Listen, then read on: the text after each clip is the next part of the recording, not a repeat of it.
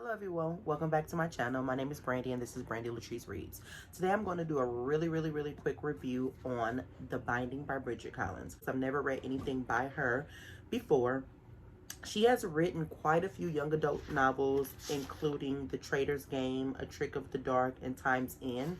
But this is her first adult novel, and since she has written a second adult novel called The Betrayals that came out this year, and I'm really hoping to pick that one up as soon as well.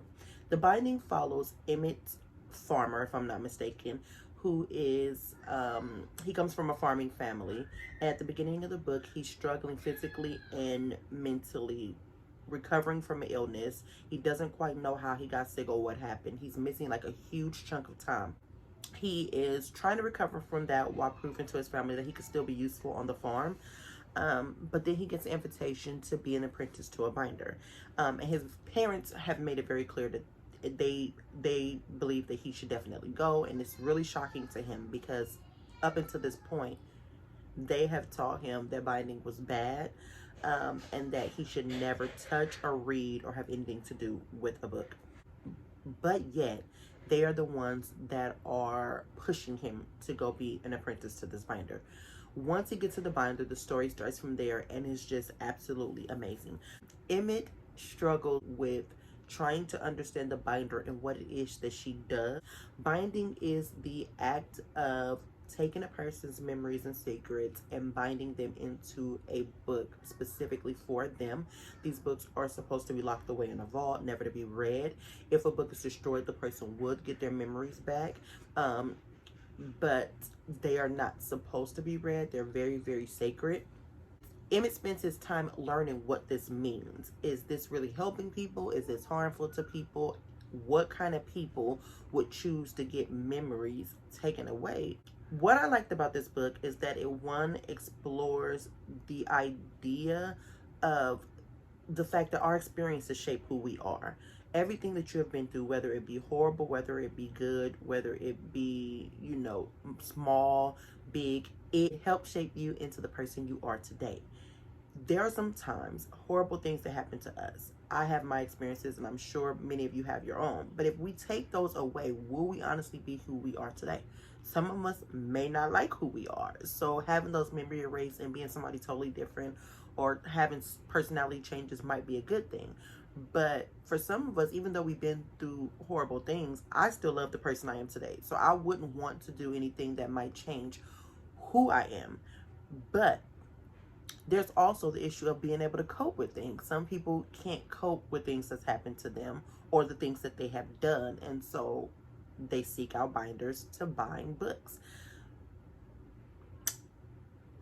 Just thinking about that had me just hooked on this book because you explore both sides of it. There's characters in here, and so I want to stop right now and give trigger warnings for sexual assault, abuse, homophobia.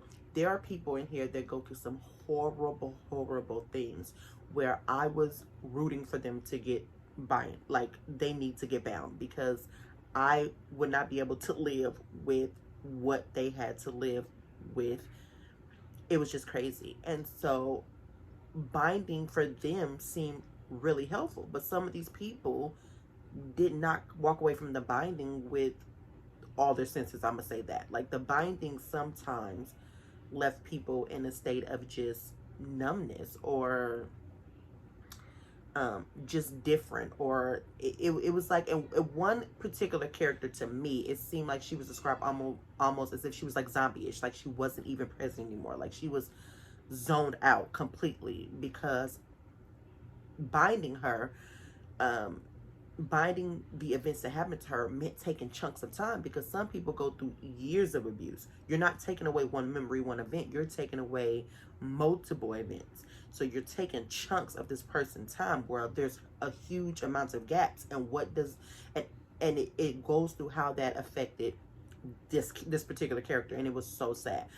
But it also goes through the type of horrible people that would use this for their own personal gain. There are monsters in this book who go just hurting people willy-nilly, and they just getting people bound left and right so that they could just keep doing what they're doing and never get caught, because there's nobody to tell on them, because they don't have these memories anymore. And so it really goes deep into the fact that memories are very, very, very important. There are certain things you do not want to forget, not only for the simple fact that forgetting them might change who you are, but for the fact that if you do not remember something happened to you, there's a chance that that thing can happen to you again, because you don't even know what to look forward to, because you're fresh again, you're new to it, like it never existed, so you don't know what to watch for.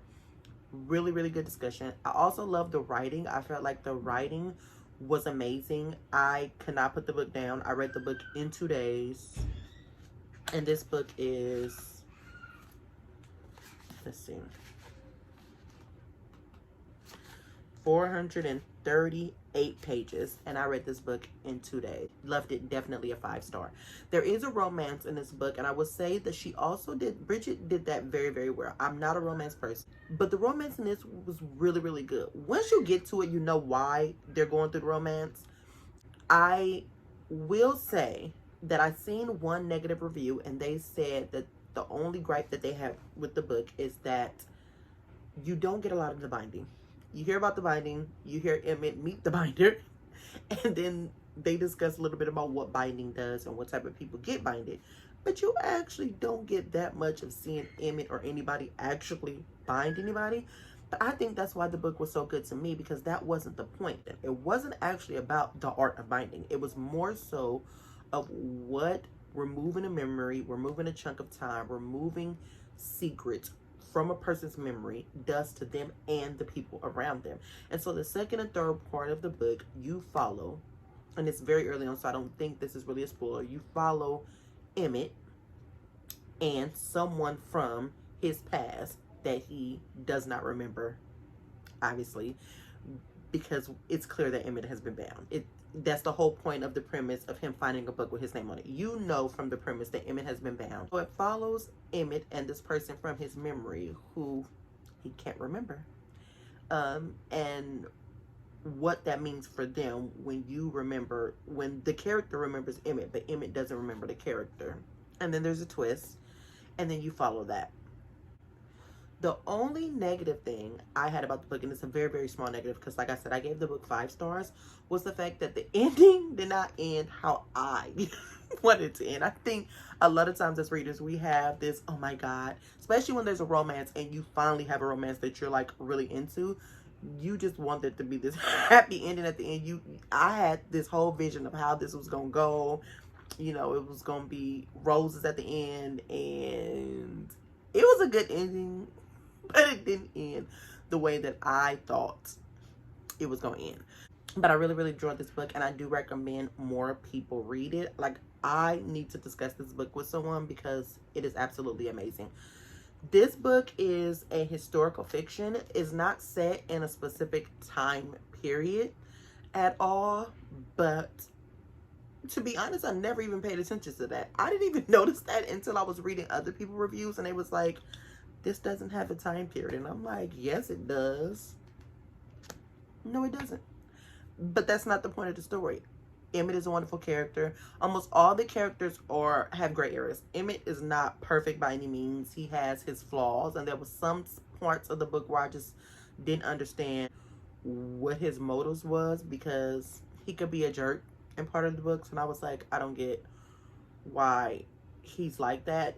But almost every character had a gray area. None of the characters was overly good. None of the characters, well, some of the characters was horribly bad. There was a couple of bad characters in this book, but it's really, really good. It explores the topic of memories and secrets and how those shape us and the people around us, as I've stated before. And I really love that discussion in this book. I gave this book 5 out of 5 stars. I cannot wait to read more by Bridget Collins. I can tell she's going to be a new favorite author of mine. Like I said, I'm hoping to read The Betrayals this January. Hopefully I can get to it as soon as possible. But that's going to be it for this video, you guys. Please like and subscribe if you like this content, and I'll catch you on the next one. Goodbye.